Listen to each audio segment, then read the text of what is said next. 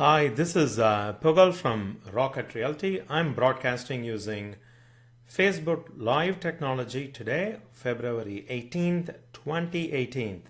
This show is about real estate. If you have a question on real estate, whether you're buying a home, selling a home, or you have a question on mortgage or home improvement, join me weekly on Sundays between 6 and 6:30 p.m. Central Daylight Time at facebook.com/Rocket Realty TX. You see it up there. It is facebook.com/Rocket Realty TX. From time to time, I might be looking on the side where I have a monitor to see if there is anyone who have joined and they have any questions for me. Okay, so let's get started, folks. In today's show, I wanted to cover three different topics. Okay, one topic is related to new tax law and how it affects home ownership. The second topic that I plan to cover is top 5 tips if you are planning to buy a home. Okay, if you're a buyer, what are the top 5 tips? And number 3, as the spring season is approaching and many people are getting ready maybe to upgrade their home or sell their home, I'm going to share top 5 tips if you're planning to sell your home. How do you get ready? So if you're joining me, my name is Pugal. I'm broadcasting using Facebook technology. You can join me with your questions at facebook.com/Rocket Realty TX. Okay, so let's get started, folks. So the Tax Cuts and Job Act law was passed around middle of December 2017. Okay, so that was a tax law that was passed by the Congress. It has been in works for in October and November. So while it covers a broad range of topic, I'm going to specifically focus on mortgage, interest deduction, and anything that affects real estate.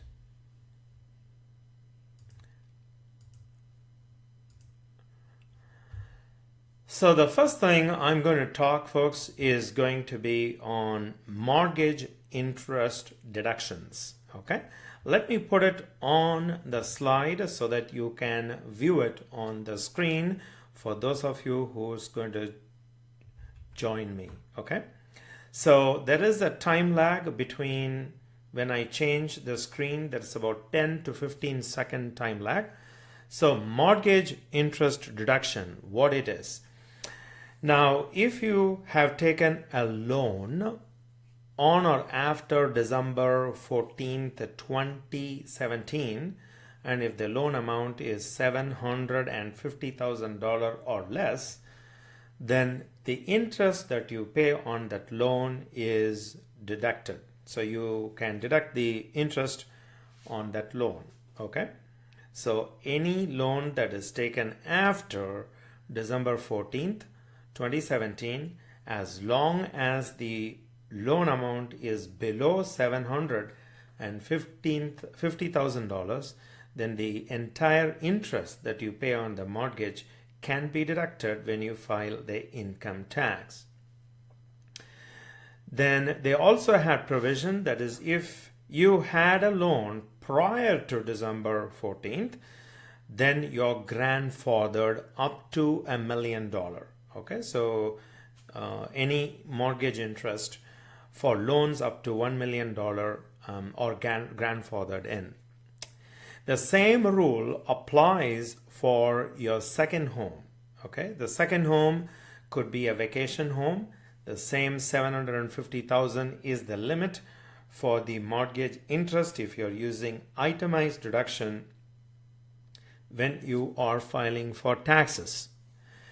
All right. So the second important thing that affects many homeowners is refinance. Our office receives a number of calls from our customers as well as my clients asking me, Pugal, what impact does it have? Especially April 15th, 2018 is approaching very fast, right? Literally, it is less than 2 months. So the volume of calls that we are receiving has increased.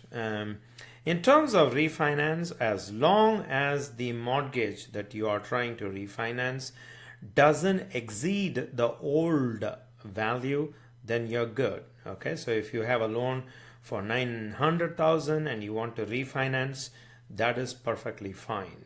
Okay, again, it is grandfathered in.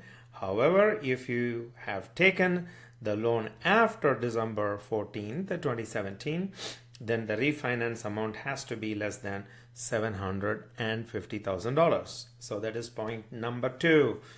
Number 3 is the home equity debt and home equity loan. Okay, so there is a difference between home equity debt and home equity loan. Now, home equity debt means let's say you're taking a loan on the home equity. Let's say you have 30% ownership in the home and you're taking some money out against that 30% ownership. It's called home equity.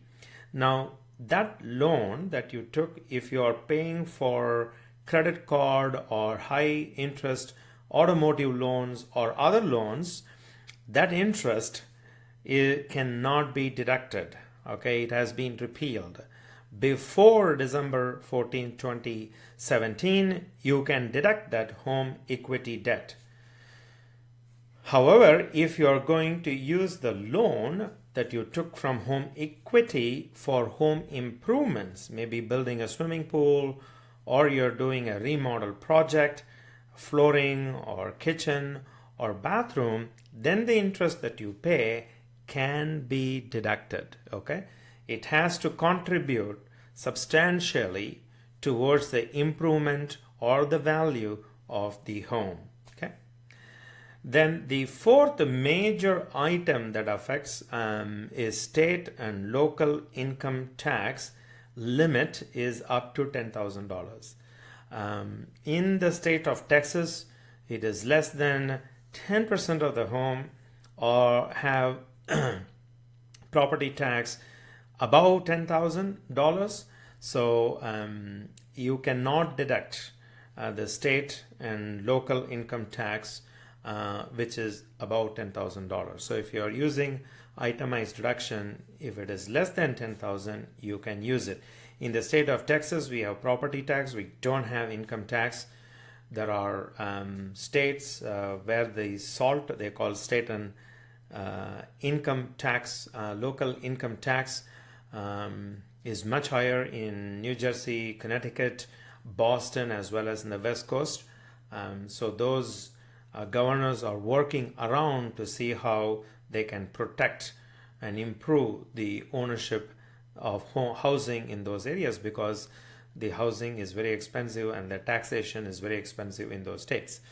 And finally, folks, is about moving expenses. Now, previous to the new tax law, if you had a moving expense, then it was deductible as an itemized line item. But with the new tax law, so if you have moved from location A to location B after December 14th, 2017, you cannot deduct the moving expenses, and the only exception to that rule are members of the armed forces. Okay, so only they can. So I want to put a disclaimer, folks. I am not a tax consultant. So I strongly recommend that you talk with your CPA or a tax attorney to interpret, because your situation could be very different. Okay. So let me get back.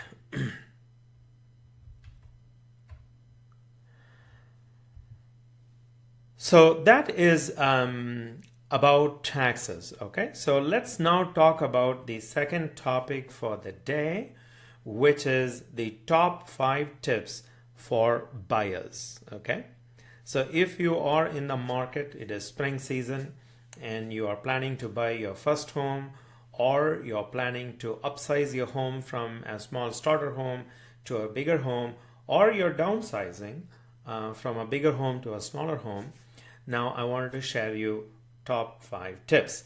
Now, what are the top 5 tips, folks? Number 1 is, what do you need to first understand, why do you want to buy a home?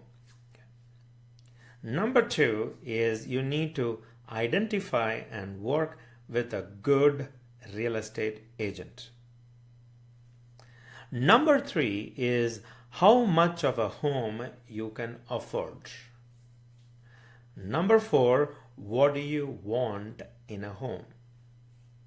And number 5, where do you want to buy your home? So these are 5 basic tips that I want to share, folks.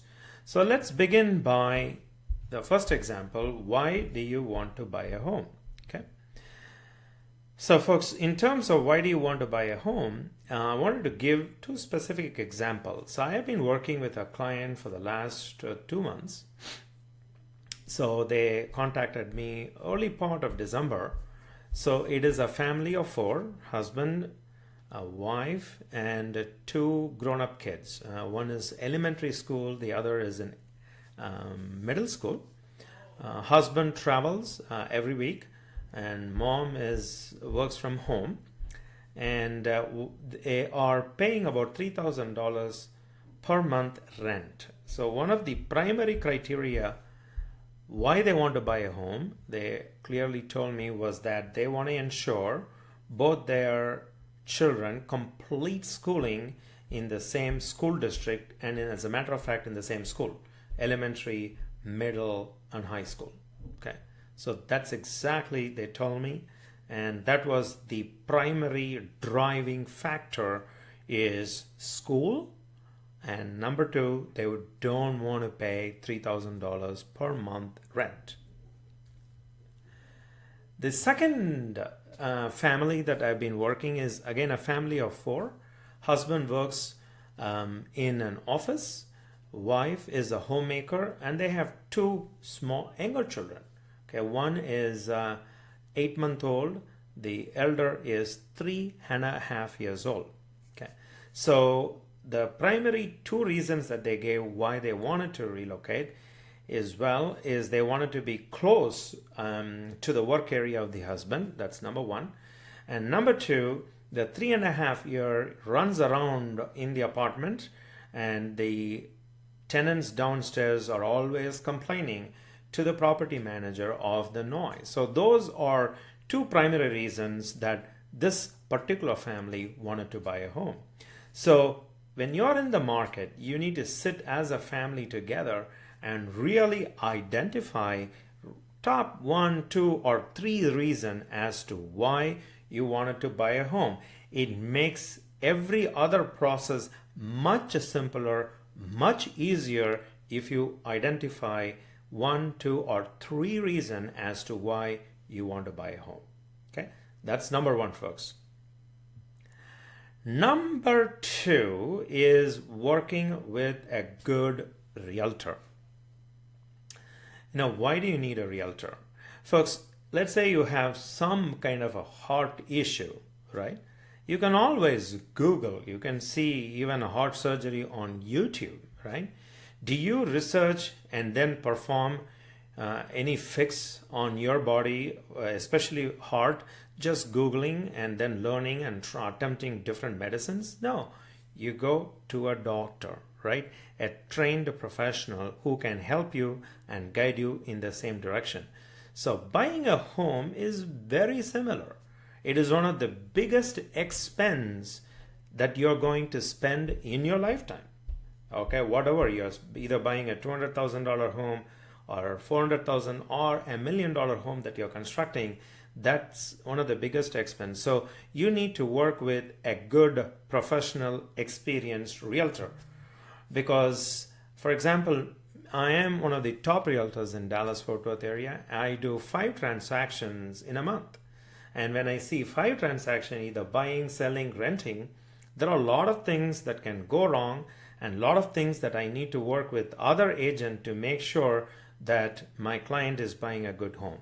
So I'm going to give you 4 reasons that you should look for when you are selecting your realtor. So let's begin with number 1. Okay, make sure your realtor is whether they are working full-time or part-time. Okay, a part-time real estate agent, folks, is not confident of what he or she is trying to do, right? You can easily get their name and go to LinkedIn and you can find out if they are working full-time or they are working in some companies as a full-time job and they are doing this real estate part-time in the weekends. Okay, so that is the first thing you got to do. Any real estate agent you talk, you need to ask, hey, are you working full-time or are you working part-time? And based on the answer, you can just do a LinkedIn search and you can find out. Number 1. Number 2, folks, if somebody is very serious of their profession, right, and they love it, they need to have a website. Anybody who is professional and wanted to do their profession the right way and they are passionate about it, they need to have a website. It doesn't have to be fancy, but a website where they can interact 24/7 with their customers, right? So they need to have a website. Now, let's say you have a full-time realtor, they have a website. Then number 3, you need to look for customer reviews. Okay, if somebody is doing their profession, right, and you buy a product from Amazon, maybe it is $50 or $500 camera, you look at the reviews, right? Is it a 4-star review, 5-star review? We do that research. Similarly, you got to do a real estate agent who is professional and experienced and full-time will have good reviews. Normally I would expect about 20 reviews. Either on Zillow or Yelp or Google, they should have some kind of a reviews. Okay, so you will get a sense truly from their clients, how this real estate agent is doing. Okay, number 4, in order to test if a real estate agent is a professional realtor, is their contribution to their profession, right? So what do I mean by contribution to their profession is the ability to share knowledge. For example, how do they share knowledge? For example, it could be Facebook, or it could be YouTube, or they could write blogs on LinkedIn, right? So these are various channels in which you need to see if they are contributing as to what they have learned on the field. For example, I do this Facebook Live event every Sunday between 6 to 6:30. For 30-minute show that I am preparing and I am interacting and I'm reachable to a lot of my clients through Facebook, it takes time to prepare the content and it keeps me up to date because, people ask me questions. For example, last week, somebody was asking me, Pugala, I'm going to buy a home. Is the market good? It is an out of the blue question. I happen to read a real estate research article from Texas Association of Realtor as to how many people have moved into Texas. Okay, so my response was last year 500,000 plus families or people have moved into Texas. Okay, the number 1 area was Houston and number 2 was Dallas Fort Worth. It was about 1/4 of 500,000 moved into Dallas, Texas. 3rd was Austin. 4th was San Antonio and other places. Okay. I also happen to know that what are the major states in which there was inflow to Texas. It was California. 2nd was Florida. 3rd was Chicago. And 4th was New York. So those are 4 areas in which people are moving into Texas. I can for sure tell you that Texas, JP Morgan Chase in Dallas, they are going to employ about 10,000 people. lot of senior management, mid-management are moving to Toyota headquarters in Plano, Texas. Liberty Mutual is filling up their facility in the intersection of Dallas North Tollway and Sam Rayburn Tollway. So there are a lot of people coming in. So you need to know if the real estate agent is up to date and if they are contributing to their profession. So those are qualities that you need to check for a good realtor. One, are they full-time, part-time? Number two, do they have a website? Number three, do they have good customer reviews? And number four, how knowledgeable are they in order to contribute about their profession? So let's go and talk about number three. How much of a home can you afford? Okay, folks, this is an important question. Now, when you work with a real estate agent, a good real estate agent, they have a team of people, right? So you need to first understand, can you buy a $300,000 home or a $400,000 home? So you need to work with a lender, okay? When you work with the lender is going to essentially look at your credit score. They're going to look at your income, and they're going to look at your liabilities, how much of debt that you have. And they're going to give you a letter that states if you put 10% or 20% down, they will approve a loan, let's say for $350,000. That letter is called a pre-approval letter. You need to have that because it tells you, how much of a home you can buy. And in this market, specifically in Dallas, Fort Worth, it's a seller's market. Any good home has multiple offers.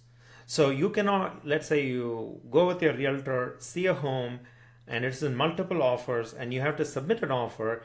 You cannot scramble to get a pre-approval letter. So you have to have it ready. A lot of people tell me, Paul, I have a pre-qualification letter. So there is a subtle difference between a pre-approval letter and a pre-qualification letter. Okay? A pre-qualification means you pick up the phone, call the lender and say, hey, look, I have a credit score of 700. I am making $120,000 and I have zero debt. And then the lender says, okay, based on the information you have provided, you can buy a home for up to $400,000. Okay, that is pre-qualification. So the lender has not A, run your credit report, B, he has not verified your W-2, he has not verified your bank statement. So he's just giving a letter based on your verbal input. Okay, so pre-qualification letter doesn't stand a chance, especially when you are in a multiple offer scenario. The seller's agent knows that you're not qualified, even though you may have a very good offer. So you must have a pre-approval letter, and this is number three. Now let's go to number four. This is important thing. What do you want in a home? So you have to sit as a family or talk with your real estate agent and then say, do you need 3 bedrooms? Do you need how many bathrooms? Do you need a study? So you need to decide between must-haves, meaning I should absolutely have these things, otherwise I'm not going to consider that home, or you're going to have nice-to-haves. Maybe I can have a media room. Maybe it's good to have a game room. Maybe if I have a swimming pool, I would like it. Or maybe I have an outdoor kitchen, I would like it. Those are nice to have. Okay, so that difference between what is must have and nice to have is very important because it makes your home shopping much more easier and pleasant. Because every home that you wanted to see is probably a 2-hour work, right? So you need to drive to that area, look at the home, and then you need to drive back home. Maybe you can combine 3 or 4 homes together, but still it is a drive time to see and then see the property and then go back, right? So if you know your must-haves and nice to have, a good real estate agent in fact will preview the home so that you can better use your time. And finally, folks, is where do you want to buy a home? Okay, this is about location. Okay, location, location, location. Now, again, this location within a suburb is based on your needs. Okay, so if you travel a lot, the family that I was talking about, husband, wife, and then two grown-up kids. Husband travels every week. He travels 3 or 4 cities. So for him, being close to Dallas Fort Worth Airport within 30 minutes is very important. Okay. So there are many suburbs within Dallas Fort Worth Airport that you can reach there within like 10-15 minutes of time. Okay. So it's centrally located both to Fort Worth as well as Dallas. So we started looking for homes based on that criteria. The second family, they work in east of Dallas. Okay. So, and he doesn't travel a lot. Therefore, for him, what is important is elementary school with a good rating is very critical for them. So we worked in a different location. So understanding the location and as well as the amenities that you need is very important. That is number 5, folks. Okay. So those are the top 5 factors when you are buying a home. Okay. So let's summarize. Number 1 is you need to know why you want to buy a home. So this is a family discussion. You might want to bring a good real estate agent with you and talk with them, brainstorm, because we as good agents, we deal with a number of families, we deal with number of clients, and we can help you guide in the right direction. So that is number 1. Second is you need to pick and evaluate a good real estate agent. Do not think you can buy a home for $300,000 or $500,000 just by Googling. Not going to work. Okay. So number 3 is how much of a home you can afford. This is about pre-approval letter, folks. You need to connect with a lender. Make sure you get a pre-approval letter, which means they're going to run your credit score, credit report. They're going to look at your W-2. They're going to look at your liabilities, and they're going to give you a letter that is very strong and valid. Specifically in Dallas, the supply is very tight. Almost any good home, you will have at least 10 buyers. Especially if it is $300,000 or less, you're going to have 10 or more buyers. If you go higher in range, $300,000 to $500,000, at least 5 in very good areas. Okay. And finally, number 4, folks, you need to think about what do you want in a home. That is very, very important. Okay. So you need to essentially decide upon what I call structural components, right? 3 bedroom, you need 2 or 3 bathroom. These are structural components, or a study room. Those are not easily added to a room. If you want to add a room, you can, but it is very expensive to do. You can also consider other softer aspects, nice to have. It really helps in shopping and working with a realtor. And number 5 is where do you want to buy your home. That is also a very important criteria, folks. So we are approaching 2 minutes to 6:30. So I don't think I'm going to have the time to cover the top 5 tips if you are a seller. So I plan to cover next week on top 5 tips for the seller. Okay.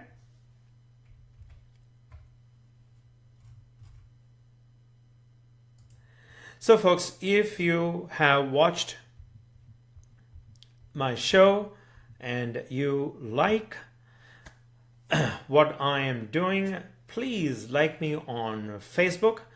You can visit facebook.com Rocket Realty TX.